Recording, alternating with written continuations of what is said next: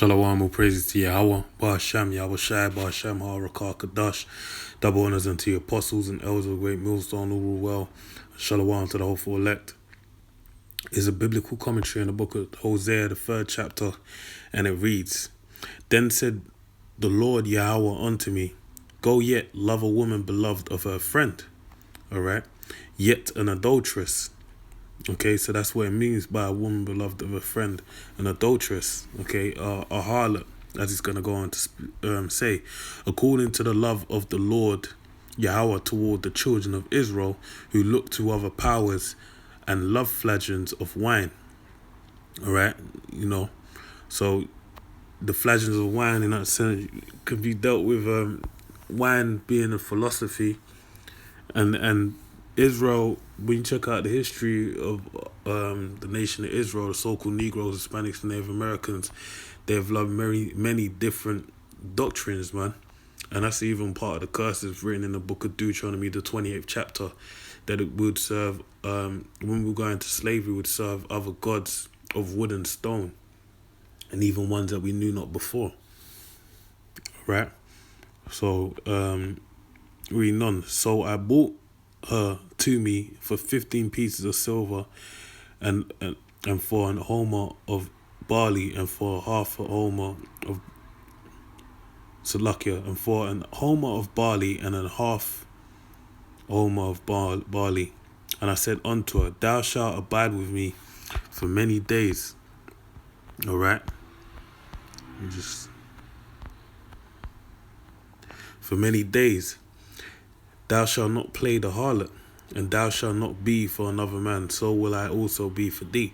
So Hosea gave her the lowdown. Look, he bought her, paid the price, and said, look, this is what you're going to do. You're going to stay with me, and you ain't going to be a whore no more. You're going to be my wife.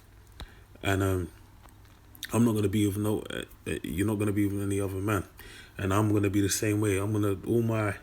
Everything that I have to give is going to be solely put into you. All right, so I will also be for thee. All right, so verse 4, for the children of Israel shall abide many days without a king, and without a prince, and without sacrifice, and without an image, and without an ephod, and without a teraphim. All right, so it says for the children. Now, when did this happen? This happened during a time when we went into slavery, man. When we fell, going back to 70 A.D. All right. Because since those days, even prior to that, we technically haven't had a king, right? Going back to the time of the Hellenistic period, because even though you had the Hasmonean dynasty, they were of Levitical line, so they weren't actually kings. They weren't of the kingly lineage, so to speak, of Judah.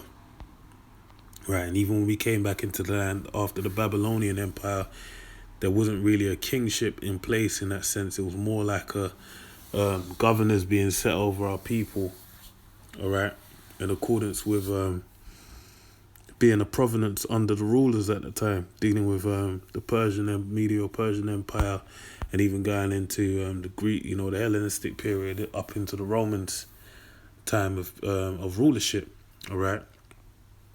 So, and then even when it goes into without sacrifice, since we went into captivity under the time, going back to the 70 Roman Empire, putting an end to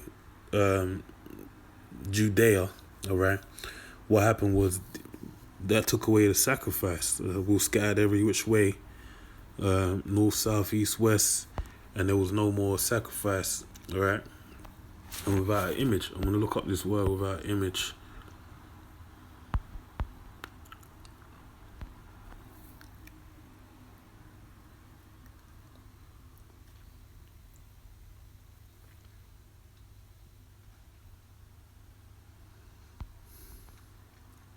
Where the word there is matazabah,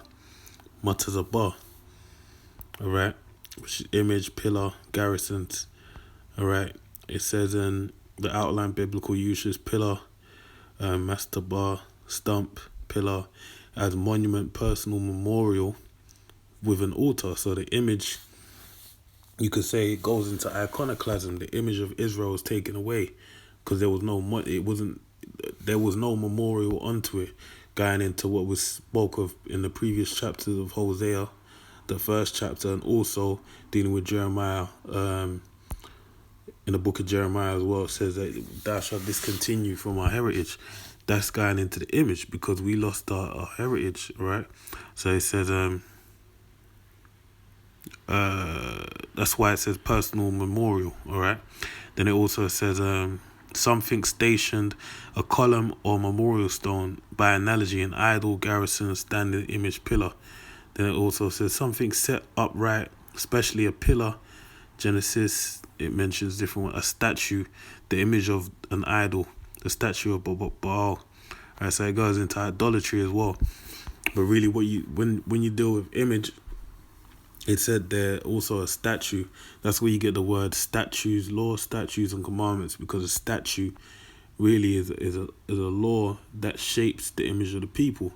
For example, you have a law being that we should wear a border blue and fringes upon our clothes or garments.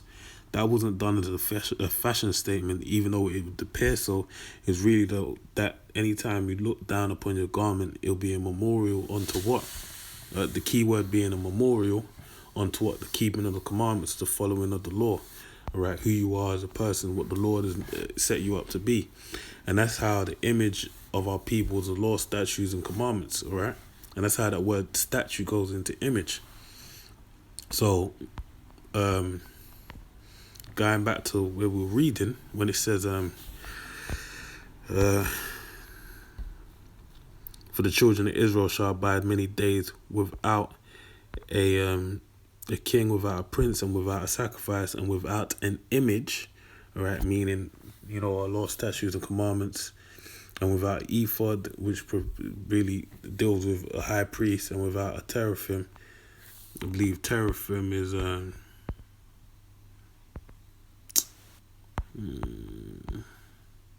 just look it up. Let me guess.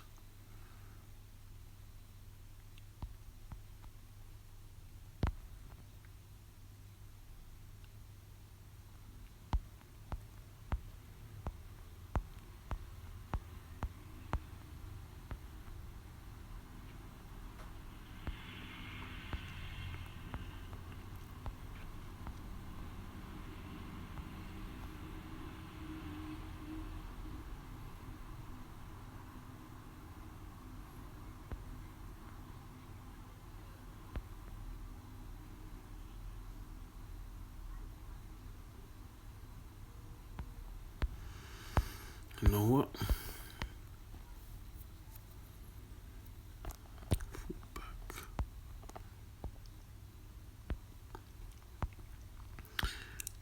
Let me read on. This is verse 5. Afterwards shall the children of Israel return and seek the Lord their power, and David their king, and shall fear the Lord.